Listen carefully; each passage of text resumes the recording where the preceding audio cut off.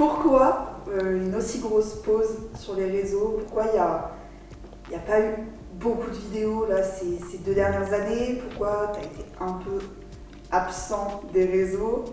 Qu'est-ce qui s'est passé? Alors c'est difficile pour moi de répondre à cette question. Je me pose la question du niveau de détail qu'il faut donner, forcément. Il y a une part qui m'appartiendra toujours, mais tout en restant sincère.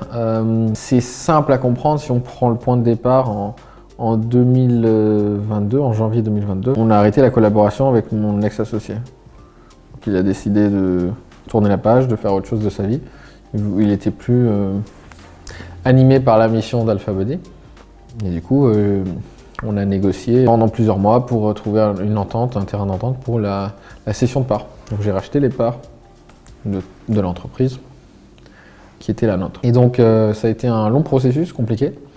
Et du coup, il y a plusieurs raisons vraiment qui ont fait que j'ai moins produit de contenu pour les réseaux sociaux. Donc je vais essayer de les énumérer, je ne sais pas si c'est le bon ordre, mais on va reprendre ça.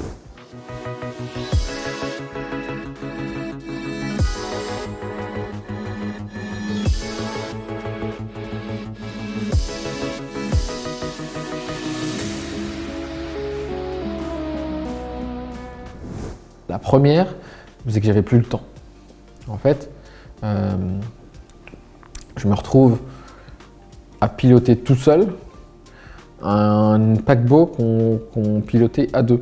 C'est chaud quand même au niveau de charge de travail. Lui, il gérait des parties de l'entreprise que moi je gérais pas et vice versa. Et petit à petit, il a fallu que j'aille tout chercher. Donc forcément, le temps, c'était 2 années où je me suis vraiment consacré à l'entreprise, au côté interne, à ce qui se passe en l'intérieur de la boîte, et pas à ce qui était extérieur. Alors, la boîte a tourné pendant longtemps comme ça, donc je ne voyais pas non plus une notion d'urgence à ce moment-là de reprendre à fond les réseaux sociaux.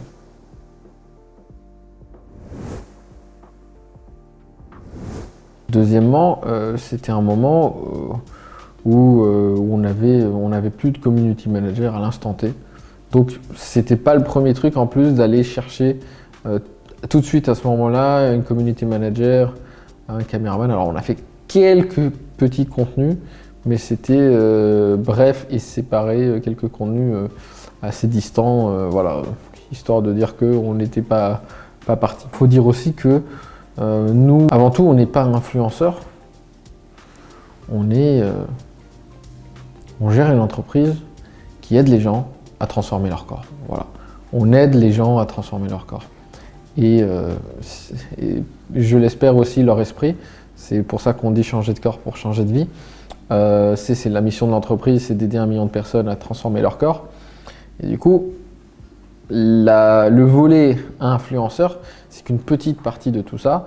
Et nous, notre acquisition de clients, elle se fait essentiellement par la pub. À ce moment-là, j'ai décidé de baisser un petit peu mon effort sur les réseaux sociaux en tant que le côté influence et me mettre 100% sur la partie pub qui a toujours été notre principal canal d'acquisition. Ça, c'est une deuxième raison.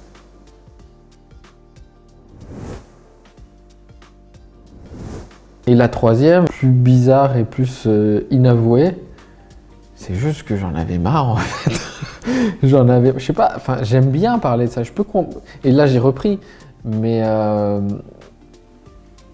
ça faisait 6 ans que je parlais de fitness, nutrition, musculation sur les réseaux sociaux, et j'avais retourné le sujet dans tous les sens. Notre formation, il y a plus de 200 vidéos dedans. Sur les réseaux sociaux, on avait publié des centaines, entre 500 et 1000 vidéos, je sais pas, j'ai pas le chiffre exact là en tête. J'avais la flemme en fait de reprendre tout de zéro et de redire des choses que j'avais déjà dites en fait. J'avais la flemme parce qu'on s'est arrangé, on s'est entendu pour retirer petit à petit son image de l'entreprise et ne garder que moi et les coachs qui faisaient partie de l'entreprise d'Alphabody, de la communauté. Mais du coup, comme il y avait énormément de vidéos qui étaient faites à 2, j'avais juste franchement une énorme résistance à tout refilmer, un travail qui quelque part avait déjà été fait. En fait, il y avait beaucoup de ça.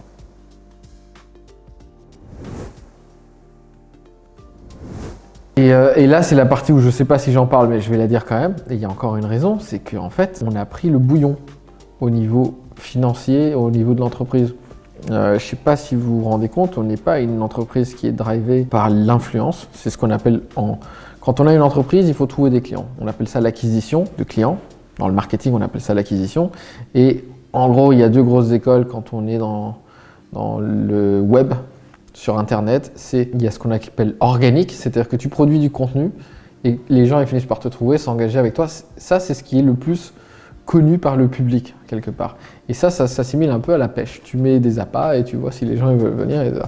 Et nous, on faisait finalement assez peu de ça. On faisait plutôt de la chasse, c'est-à-dire qu'on mettait des pubs. On dépensait des budgets colossaux en pub, mais franchement, on était au summum de ce qu'était Alpha Body en 2021. Pendant le Covid et fin Covid, rien que la structure de coûts de l'entreprise, c'était plusieurs millions par an de coûts qu'il fallait couvrir en chiffre d'affaires. Donc à la moindre secousse, tu peux vite passer du vert au rouge. Et c'est un peu ce qui s'est passé aussi fin 2021-2022. Quelques problèmes opérationnels plus fin du Covid. Si vous êtes plus ou moins au fait du monde du marketing Internet, tous les infopreneurs, comme on dit, c'est-à-dire les vendeurs de formation Internet, se sont pris une claque en 2022 parce que c'était un peu la fin de tous les confinements, qu'ils soient grands ou petits. En 2021, on avait encore quelques petits confinements, mais après, c'était la fin. Et il y a une sorte de retour au monde réel. Les gens y retournaient en salle de sport, les gens y revenaient faire des cours de guitare pour la guitare. Tout le monde du physique est revenu. Les gens sortaient en resto et voulaient se faire coacher en vrai, faire des trucs en vrai. Et le côté un peu digital a souffert, qui avait beaucoup, ça a beaucoup pris pendant les années 2020-2021, mais en 2022, c'était un peu l'effet inverse. C'était le Covid, autant les restos, c'était en 2020 qui se sont fait éclater la gueule. Nos types de boîtes à nous, c'était en 2022. Donc en fait, j'étais en mode pilote d'atterrissage d'urgence pour essayer de piloter l'entreprise à un moment où c'était très compliqué. Et du coup, j'avais pas la tête à ça en fait. Je pense que la bonne chose à faire était de demander à un des coachs d'Alpha Body de faire ça. Mais voilà, j'ai fait au mieux que je pouvais avec mes outils du moment et puis j'en ai pas fait. Mais maintenant que tout est plus stable, que on a fait la restructuration telle qu'elle était nécessaire à l'époque et que tout all the ducks are in a row, comme on dit en anglais, tous les petits canards sont en ligne, les processus sont en place, et c'est le moment de recommencer. Donc on va recommencer cette année à faire du contenu. J'ai beaucoup évolué depuis 2 ans et je suis plus la même personne du tout.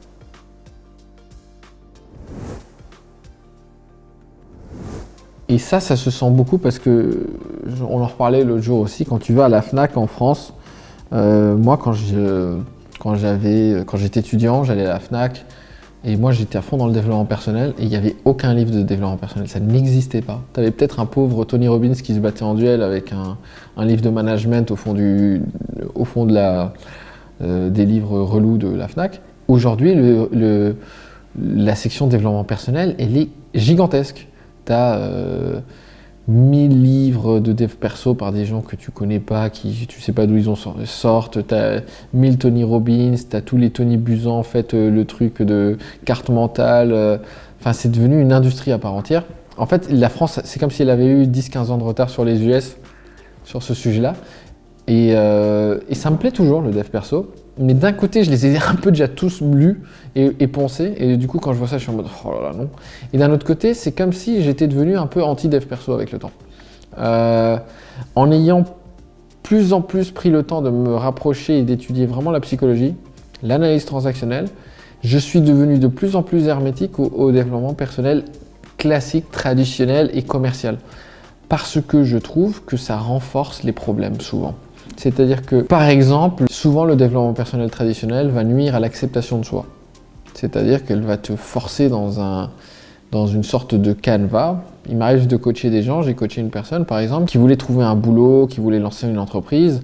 Et après quelques séances de discussion, on a compris qu'en fait elle était très heureuse dans son boulot, mais elle s'était sentie obligée par tout un tas de formations, de vidéos, d'influence, de monter un business. C'est pas fait pour tout le monde de monter un business. Aujourd'hui, tu as tout un tas d'influenceurs qui te disent que tu es obligé de monter un business et que si tu es salarié, tu es un connard en fait. Et ça, j'en peux plus en fait, j'en peux plus d'entendre ça. C'est insupportable. Et surtout que quand tu y réfléchis, mais quand tu montes un business, tu es obligé d'avoir des collaborateurs et du coup, c'est des salariés. Donc, tu es en fait en train de chier à la gueule des gens que tu es censé recruter pour monter ta boîte. Ça n'a aucun sens. Alors, être salarié, c'est peut-être pas fait pour tout le monde. Être chef d'entreprise, c'est peut-être pas fait pour tout le monde non plus. C'est ni mieux ni moins bien, c'est juste différent.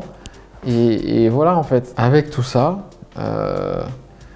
j'avais en fait un peu la flemme de parler de fitness aussi pendant 2 ans, tout en ne sachant plus trop où me positionner sur les autres sujets. Je reste très attaché à mes immersions où j'emmène 10 gars dans une villa pour travailler, justement aller plus en profondeur en termes de dev perso.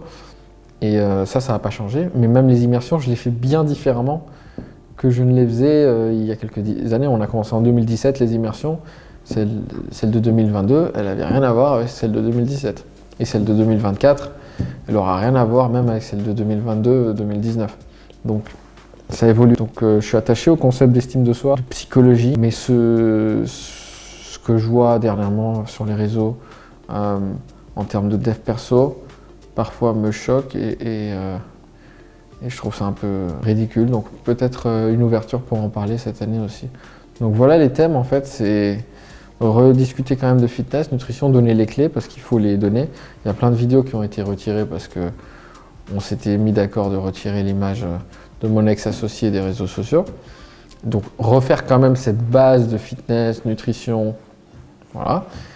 Mettre du dev perso mais évoluer 2.0 avec la vision que j'en ai maintenant, adapter avec, passer sous le filtre de la psychologie, de l'analyse transactionnelle et continuer à parler, peut-être pourquoi pas un petit peu de l'aspect business. J'ai vu que ça intéressait des gens et de l'évolution de toutes ces choses-là. Mettre un peu plus de Nico dans Alpha Body, quoi. Un peu plus et un peu moins en même temps. Mettre un peu plus de Nico, oui. Plus du vrai moi et pas juste du caractère qui fait de la muscu qui doit apparaître. Mais aussi d'autres gens. C'est-à-dire faire demander à certains de mes coachs de s'exprimer aussi sur les différents sujets de muscu et de nutrition. Donc si tu es prêt à m'accompagner pour cette année, on va remettre à jour plein de sujets. Donc pose-moi tes questions. Et on co-créera ensemble cette nouvelle communauté. Alpha Body 2.0.